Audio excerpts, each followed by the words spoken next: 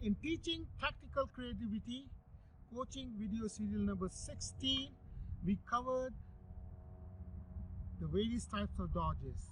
We had a flow chart in it which showed penetrating dodges, semi-penetrating dodges, non-penetrating dodges, when, where, and how they are applied. Not how, giving a theoretical introduction to that.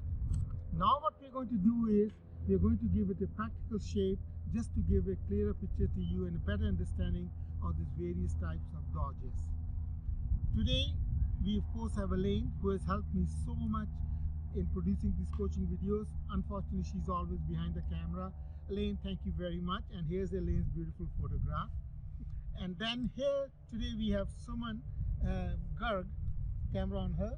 Suman has played for India in the early part of the century. In 2002 Commonwealth Games, she represented India, where India won the Commonwealth Games gold medal. They finished ahead of the mighty Australians, mighty GBs, and the Kiwis, and some other countries. It was a golden moment for Indian hockey. And she's a product of the Shabad Hockey Club Academy in Haryana, and her coach is Baldev Singh, who is from my hometown and who we work together. He's my little brother. He's younger to me, he's my little brother, but very warm-headed and hot-headed. And that club, that Shabad Hockey Club Center, produced Rani Rampal, who has been named as the world's best junior player, plus she has won a lot of laurels. Not taking too much of your time, let's get into the practical thing. Here's Sumanji and here's Shiv. First of all, I've divided the field into 3 mini groups: offensive zone, attacking zone, third of the field, midfield zone, and the defensive zone. When I'm in the offensive zone, I'm on the right side. We'll just take the example of the right winger, right inner, and right fullback, maybe right half, to demonstrate and bring home these points. So here we go. I will go slowly. First of all, if I'm the right winger, it's very important to know what's your stance. It has to be offensive ready stance, and then bring the ball in such a position that the jockey backs the defender. So you control the things. It's a very important thing, and with all due respect to all the players in the world, there are very few who understand this concept clearly and give it a practical shape. So here we go. My offensive stance is, I'm receiving the ball from my right inner or from right side. I run off the ball, I take a little bit baby steps, I receive the ball and I bring it in front of me. Now this is a stance. I'm on my toes, well balanced. Here it is. Now here's my offensive stance. I want to go here, I go here. Now look how weight is here. I go over here and I'm gone like a speedy car. Thank you for making me look good, Sumanji. This was one style who was one of the great players. I won't name him. And the next one is another great style from India. The first one was Kalimullah, name it Shivi. He is always like this. Then was Railways Gulbeat. He brought the ball, he showed over here, he showed over here, here, and he was gone. Once more, my little sister, here she was. I think so you got the message of the offensive stance. I'm in ready stance in a position like this. Whichever style you want, you can do that. Penetrating dodges. It's like a sports car. You dump the ball and you take up at full speed. You don't give a defender a second chance to tackle you. Then I come into midfield zone. Here's Sumanji. Sumanji, give a little bit space to your coach. Here I am. Now look at my stance. Look at my mindset. Look at my tactical thinking. I have now here, I'm in a offensive stance and semi-defensive stance. So I get the ball over here. My whole job is to draw my defender and use the space behind her, but not too defensively, but a little bit. Here it is. There is center forward. Here. See now. Now tackle with my sister. See now. I have him now. Once more. Once more. Okay? You're being here. Right wing there. Once more.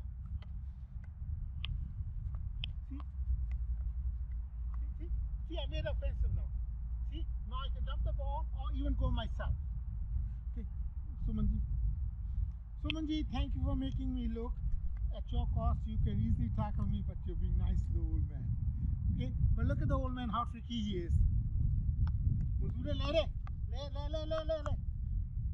Gone. Okay, believe me, even if I don't want to tease a lion, she'd get angry, but if I was with her, I could have still applied that. Here comes the man in my role model, Manzoor Jr. from Pakistan, who single-handedly helped Pakistan win the '84 Olympic gold medal. Manzoor Jr., he's no more on this earth. This tribute is to him. Of course, Charlie the Great, of course, Alison Annan, of course, so many other right handers. Let's come to the back position. Penetrating, semi-penetrating, and non-penetrating. Now I have the ball over here. Somebody come here. Someone is putting pressure on me. Put a pressure forward. Semi-penetrating dodges is first concept mindset. I have the ball.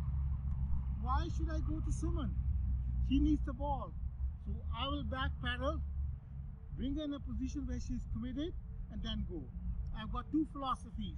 One is making her commit, drawing her, okay, enticing her to commit. Second is bringing her to a weaker side and then bringing the ball to my stronger side using intimidation tactics. So very slowly, here I am. I get the ball. I receive the ball from that side. Look here, I'm semi-faded. See, here I am. She's not showing me respect. My sister come here. Elaine comes this side. She's not showing me respect. I have under the law a license, but I won't do it. If I have the ball, she's not showing me respect. I can hear and I can hit the ball and hit her, but I won't do it. It's not moral. But if she doesn't show me respect, I won't let her pick up the ball. But these days, the forwards, yes, go my sister, the defenders are so scared, they turn the ball and they back the pass. Nothing wrong in it. Better safe than sorry. But here, okay, my sister, here you're ready. Beat your Uncle Shiv. Here, you are dead. I got a free hit, right? Once more, don't let me go because a gold medal should not look bad. My sister, the gold medal should not look bad. Aja re, le clean me, le. It's my ball. Oh, I got it. 60. Aja. No, you won't show me respect. Only. Nobody does it. But I want to let you know there's option. Let me ask you a question. If Elaine, you're a forward, say they're with the camera, I'm a defender, and there's a goal. If I tackle from the left, will you be any kind nice to me? No. No, see, even my coach knows. Same concept. It's a rule, it's a respect. It's in soccer, it's in field hockey.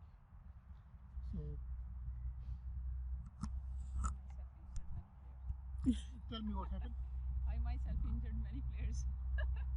I used to play the defender, so I injured because of my hitting. Yeah. It was really of course, because the coach was Baldev Singh, was mean like anything. Okay.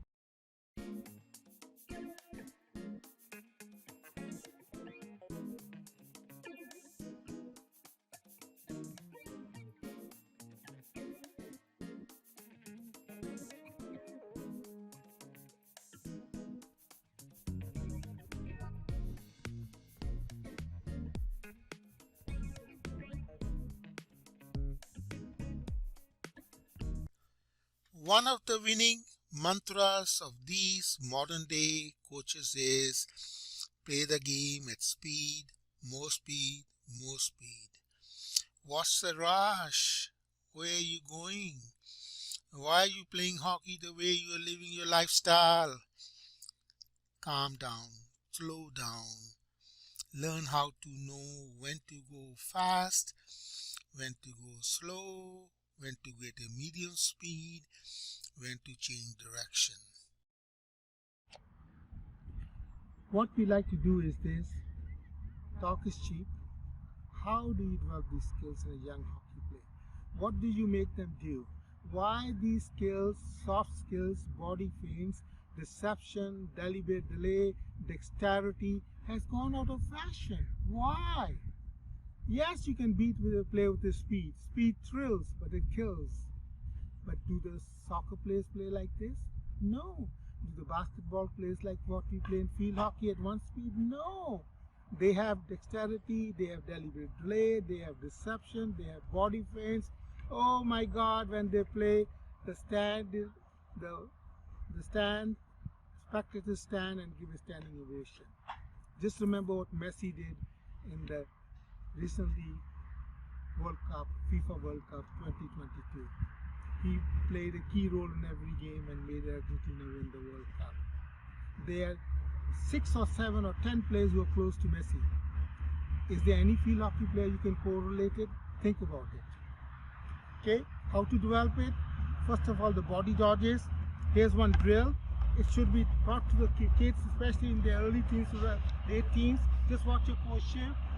Go, keep the ball in front of you. I'm just talking about the right quadrant, on the right side attack, not the left side. Keep the ball here, bring it here, bring it to your left foot. Hey! Shoulder, voice feint, tuck, tuck, tuck, tuck. This is showing left, dropping your shoulder, going right. Next is dropping the shoulder to your right and going left. This was Manzoor's favorite, Manzoor Jr. Here you go, you bring the ball here, you show this way, tuck. You bring the ball here, you show here, Rere Klime, tap. Shivi, you're getting old and fat. Once more, Shivi. Manzoor Lere, Hassan Lere, center forward, Lere, bring it. Lere Klime, here, here, here. One more. Now, first to the left. Here, bring it back, bring it away from your body. Here, Lere, tap, and you're gone. I was imitating the great Manzoor. His right winger was Kalimullah, his centre forward was Hassan Sardar, the two great forwards. I'm not boring you. What I'm saying is, the Pakistani players forgot it, the Indian players forgot what to do, and the Aussies, who were the most skillful team in the 80s, learned the hockey from the Anglo-Indians, and they had these bloody skills. They dropped them, and look there where they are, especially the women and the men too. I know my Aussie gurus will get mad at me. I'm just being cruel to be kind. This video clip has been taken from the 1984 LA Olympic Games final match between Germany and Pakistan. We see Pakistan's right winger and captain Manzoor Jr. performing the right offensive quadrant. Manzoor Jr. is in the right offensive quadrant. He has a signature move. You'll see that how he cuts to his right and leaves the opponent, dodges the opponent, and then he scans the field. Look where he's keeping the ball. He's keeping the ball in a straight line to the nose. Now he's slowing down because he knows there are a lot of opponents. He's slowing down. He's going towards one defender, Carsten Fischer, and then he quickly turns to his right and dumps the ball. Goalkeeper makes a marvelous save. The key strategic point I like to elaborate here is this: the art and science of delay. You will see Manzoor Jr. over here, how he has slowed down. He has slowed down over here. He's scanning the field, he's looking at his opponents, his teammates are running off the ball to create more space. See how he has slowed down. This gives him the idea to scan the field and recognize the patterns of play. This was the dodges, just to develop the skills. If I'm in the back, just watch this. This is a dodge, back paddling. Here, if I'm in midfield, here, here, here, here, here, here, here. Now, this is for the midfield, and for the deep defender, if the forward is coming from this side, go over here, 1, 2, bring them here, here, entice them because they'll be coming from the strong side. They can pick up the ball and go to strong, entice them when they come, bring it here, then the world is at your feet. Then your world is at your feet. Once more. This, I've shown it. The second one is players coming from this side. You bring the ball here, you bring the ball here, you entice them to come, and then you dump the ball over here. If they don't show respect, you can do by passing the ball, or just pose and pass the ball. So these were some very basic exercises to develop your skills. I want to thank Coach Suman, and thank you very much, Coach Elaine, as you always help me putting the videos together. Focusing on the key points and in summary, the message I like to convey is this, that there's a different dodge for every position, and the different game situations it changes. I would like our young and upcoming coaches to understand this concept. It's a very powerful concept. It's a very simple concept if you understand it. Unfortunately, we have driven away from this concept. Our philosophy has become that one size fits all. That's why no wonder Olympic gold medal winning players in the deep defense, they run with the ball and they turn over because they're not clear that what dodge fits in which position, in which game situation, you know. So the whole purpose is to bring awareness of this powerful, simple concept. Coming attractions, what we like to do is take one position at a time and show that these are the dodges which will be efficient and effective in this game situation. For example, the dodges of the right fullback who plays in the right defensive quadrant are different than the left fullback who plays in the left defensive quadrant.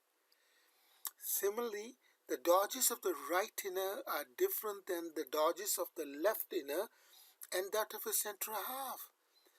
But the modern coaches think they are the same thing. If you watch Messi, when he's in the right offensive quadrant, his thought process is different. He keeps the ball at a different place.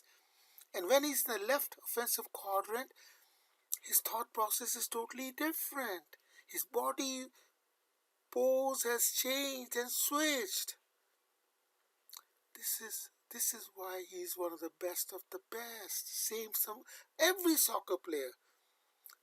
When I see Xavi, his playing style is different.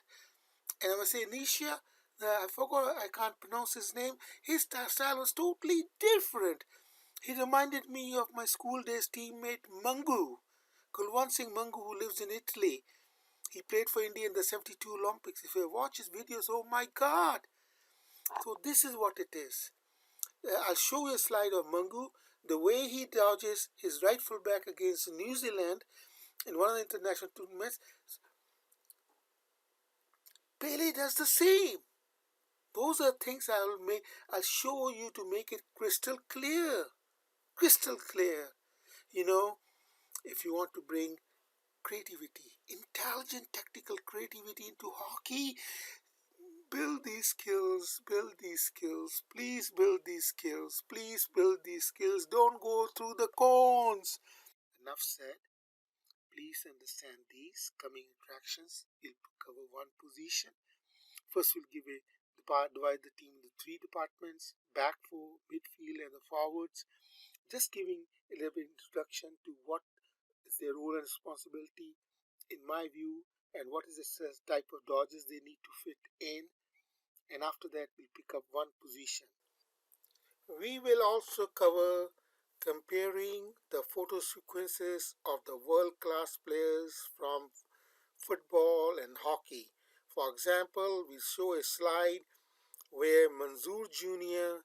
and Messi were in the right offensive quadrant. It was not the same situation, but a similar situation. How did they make their defender fall on his face? What did they both do? The tactical concept was the same, but it was applied in a different game situation. The moves behind the moves were the same. So we'll explain that so we can teach our younger players. Also, I like to make this absolutely clear. I have absolute respect for these defenders. They did their job, but they were facing a forward, world-class forward, who had too many cards up his sleeve. And by the way, I have fallen on my face so many times, so I can feel the pain. and they can feel my pain. And I know I was much fatter than them, but the forwards made me dance and fall on my face, especially Balbir Singh Railways. Oh my God. So I want to share these concepts, okay? We all know that nobody can do it on their own. We need the help of the people around us for moral, emotional, support, guidance, mentoring, everything. I was so fortunate to have a lot of mentors and well-wishers during all stages of my life. From coaching video serial number 16, we started this column of attitude of gratitude. At the end of the video, I like to take a few minutes over here to say and inform you that how certain people saved my life and pulled me out with my 1 feet in the graveyard. I got seriously sick on October 2nd, 2022 in Cape Town, South Africa during the over 45 Masters World Cup while coaching the US men's team.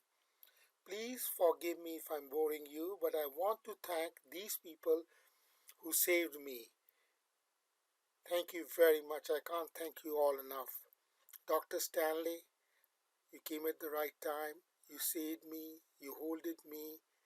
I can never forget your soft voice, the way you talked to me and helped me and talked to Ronnie and my family and made all the arrangements.